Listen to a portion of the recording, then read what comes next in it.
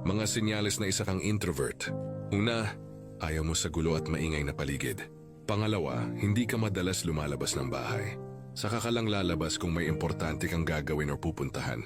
Pangatlo, gusto mo laging mapag-isa at ayaw mo nang may mga istorbo. Pang-apat, kaya mong makipag-socialize pero may limitasyon. Pang-lima, kapag hindi ka komportable sa mga kasama mo, dinidistansya mo ang sarili mo sa kanila. Pang-anim, minsan naman nagiging maingay ka kapag ka-vibes mo ang mga kasama mo. Pang-pito, hindi mo alam kung paano magsimula o mag-response ng conversation sa ibang tao, kaya madalas ngumingiti ka na lang o di kaya tatahimik ka na lang. Pang-walo, hindi ka rin expressive na tao, kaya madalas kang ma-misinterpret ng tao. Pang-siyam, straightforward kang tao, pero madalas iniiwasan mong magbitiw ng masakit na mga salita kapag alam mong sensitive ang taong pagsasabihan mo. At pang-sampu, mas gusto mo pang tumambay lang sa loob ng bahay kaysa sa labas at makipagtsismisan sa mga kapitbahay mo.